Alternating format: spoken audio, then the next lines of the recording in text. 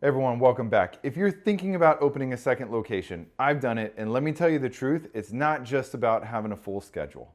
I'll break down the 5 signs that you're ready to grow, and I'll tell you the red flags to look for that you might not be ready to grow as fast as you think.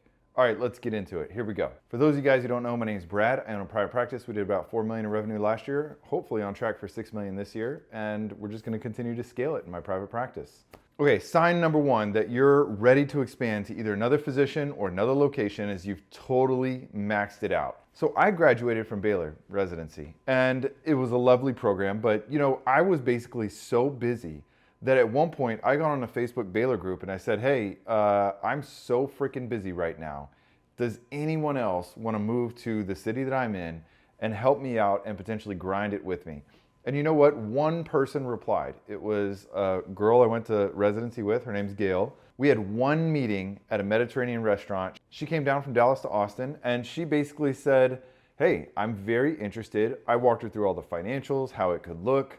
I mean, we spent probably 3 hours having that dinner. She went home, talked to her husband, literally sold her house like 2 months later, moved everything down to Austin, and we've been growing this practice ever since. But I knew that I needed a partner whenever I was so booked out, there was nothing else I could do. I mean, the only way I could make more money was just me working more hours, and that's not sustainable long term. So if you're to the point where you're totally maxed out, maybe it is time to bring on another provider, another physician, PA, NP, whatever it may be. And if you're so booked out at your location, you have no more rooms. There's no way else you can expand at your location. Probably time for another location. Especially if you have wait lists that are starting to form, it's a sign you need to grow. The next one is financially stable. Now, from going to 0 to 1, that's the hardest part, okay? There's a famous book, Going from 0 to 1. I love it. I'll put it up here on the screen. If you haven't read it, I like it. Not everyone loves it, but I think it is a great book. That the hardest part is going from 0 to 1 and doing it extremely well. But you know what? Going from 1 to 2 is just as hard. Let me tell you the things that I had to learn the hard way is that you need to have all your standard operating procedures just nailed down perfectly before you go and expand, because when you go expand, it's going to just massively expand your problems. You got a problem with payment processing, guess what? Now you got 3 locations. You're going to have so much more issues as you can't control. How do you teach people how to process payments or collect payments, credit card on file? What are the policies for patients who refuse to pay? You need to have all that nailed down before you expand, and if you don't, you're going to have a really, really hard time. So I want to see at least 12 months of a very well-oiled machine before you're thinking of expanding to another location. Your debt is extremely manageable, or ideally 0. The only debt you should have is your liability for lease payments. That's the only debt you should have for your practice when you're thinking of expanding.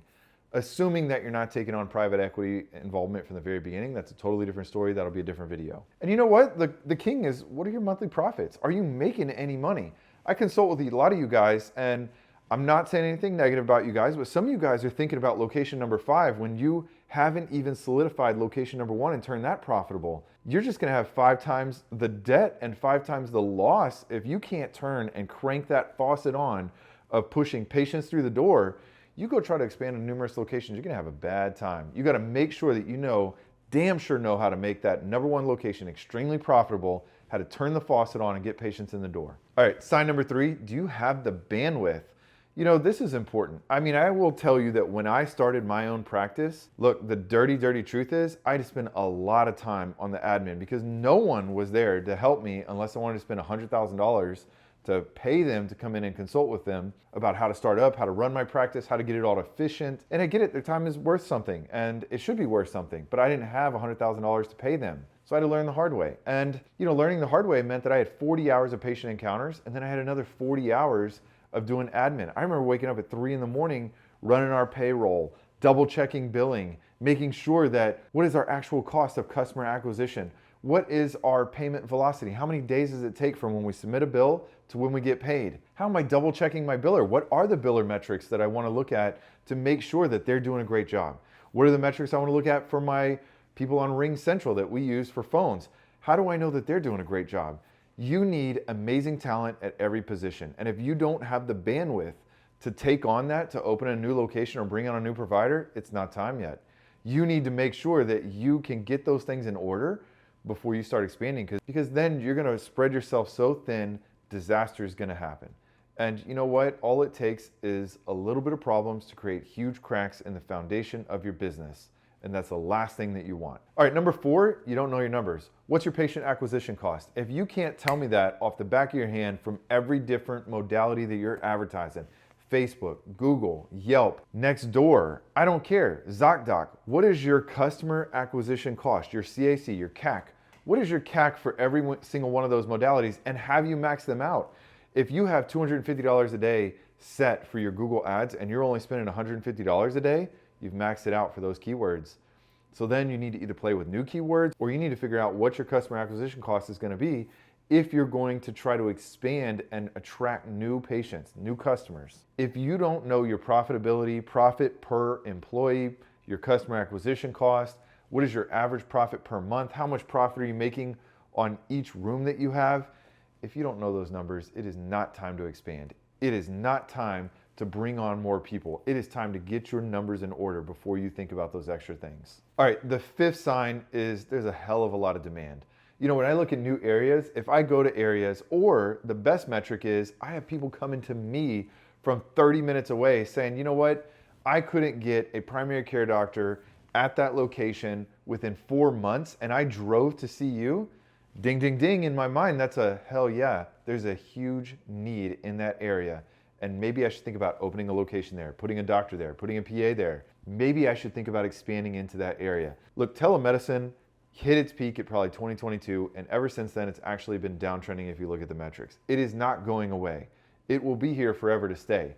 But the days of opening a telemedicine only clinic, they're not over, but you're gonna have to spend an insane amount of money competing with Hims and Hers and all these other direct-to-consumer things where they're spending hundreds of millions of dollars a month per month nationwide to attract those clients. If you can attract those clients and you're attracting those patients from 30 minutes away, yeah, the need is there. You need to think about opening a location there. They're telling you that the need is so bad that they're willing to drive 30 minutes plus to see you. Let me tell you guys, I waited forever. I waited 5 years before I opened clinic number 2. And it's because I wanted to make sure all of my standard operating procedures, all of my foundation of how we practice, we have PowerPoints, we have everything set up, Excel, Word documents. So that way we hire a new front desk, boom, here you go. Here's our training modules on how we do it. Set that all up. We hire a new biller, here's exactly how we do it. We have someone that we hire as a virtual assistant just answering phones. Here's how we train them. Here's how we teach them how to give a script to them for every of the common things that they're gonna see. Here's how they can escalate things. Here's an algorithm on things they can go through for frequently asked questions. I can't tell you how much that has made my life so much easier that I don't have to sit there and put out fires for all these little things. There's a chain of command. There's a foundation for all these things that are set up. And that took 5 years worth of building to get to that point. Could I have done it faster? Hell yeah. I could have probably done it faster if I would have paid a consultant money. And you know what? It probably would have made me a lot more money. But this year we have 3 locations. We just offered a doc for a location north of us. That hopefully will open in about 4 months. And then maybe there will be a clinic in the south part of town, still determining that. There's a chance we might have 5 locations by the end of this year. And you know what? As we continue to perfect the process, maybe I could, instead of adding 2 per year, I could add 3 per year and then 4 per year and just keep snowballing it for there. I'm not scared of investing a hell of a lot of money back into the practice to try to grow my practice, because you know what? Every time I put a lot of money into my practice, it just continues to pay off in dividends in even greater returns for me financially. I'm not scared to go 6 months plus without a paycheck. I don't live an extravagant lifestyle. So for me, I can see the end goal of a hell of a lot of money down the road, plus caring for a lot of patients, plus caring for a lot of employees and paying their salary so they can pay their mortgage. That gives me a lot of satisfaction to do that. But let's not get away from the fact that it's nice to get financially paid well for doing all the risks. So you guys, if you're thinking of expanding, love it. Think about bringing on a new provider, whether it be PA, NP, another physician, another surgeon, but look at those 5 things. And if you're not meeting those 5 things, if you're constantly putting out fires, if you're constantly missing your kids' graduation or basketball games, no, you don't have a well-oiled machine. You need amazing talent at every position. You need to have the bandwidth available. Those are red flags. You're not ready. And you know what? You're gonna burn yourself out. Maybe you can do it short term. Maybe you're not gonna have everything totally tidied up before you jump that to the next step from going from 0 to 1, 1 to 2, 2 to 3, but it needs to be pretty damn good. And if you're not there, really, really, really think twice. If you guys want me to consult with you, happy to consult below. I'm excited about the future. I can't believe that we've got a doc for the north location that we're going to open hopefully in another 4 months. That just, oh man, makes me so happy. We got 2 more PAs that we offer jobs. So soon, there's going to be 10 of us that are working. And we're getting close to $500,000 a month in gross receivables. And I'm just thinking about, man, whenever I started this practice, I was thinking about, man, I remember the first $1,000 day we had, and just celebrate every single milestone. If you're thinking of starting, celebrate that. If you're hitting that $1,000 a day, celebrate that. There's always going to be a bigger fish to fry. There's always going to be someone bigger. There's a big primary care in my town that got like 400 million of private equity or something like that involvement. And that's a hell of a lot of cash to compete with. But you know what? I feel like we have an authenticity. I care about the quality, not only for our patients, but for every PA, MD, NP that works with us. I care about their lifestyle. And you know what? I want to make sure that they're happy working for us. I want happy and healthy for everyone that works with us and every patient. Thank you so much for everyone who follows along. I'll be back next week. I'll see you guys next time. See y'all later. I'll leave a link below if you want me to consult with you.